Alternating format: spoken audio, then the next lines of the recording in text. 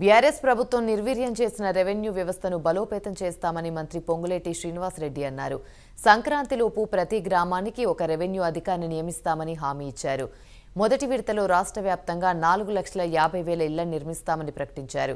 ప్రతి నియోజకవర్గానికి 3,500 ఇళ్లను తక్కువ కాకుండా ఇస్తామని తెలిపారు.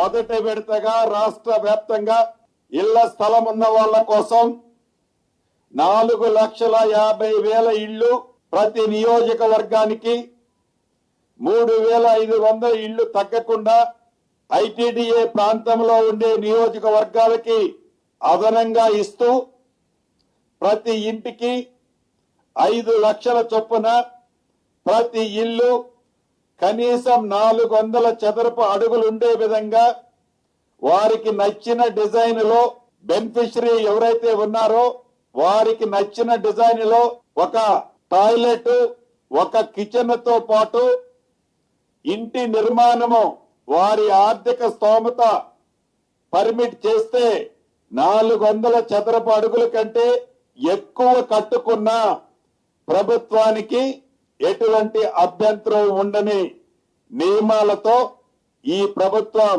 మొదట విడత 4,50,000 ఇళ్లు ఇవ్వటం జరిగింది.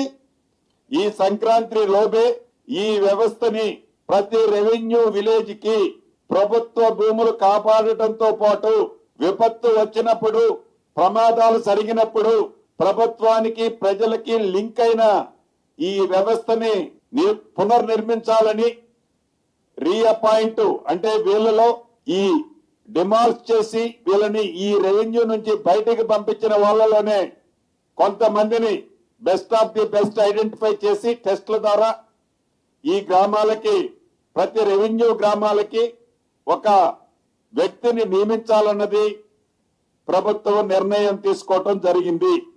దీనితో సామాన్య ప్రజలకి, గ్రామీణ ప్రాంతంలో ఉండే పేద రైతన్నలకి తప్పకుండా ఇది ఉపయోగపడుతుంది అనేది పూర్తిగా ఇందిరమ్మ ప్రభుత్వం విశ్వసిస్తుంది.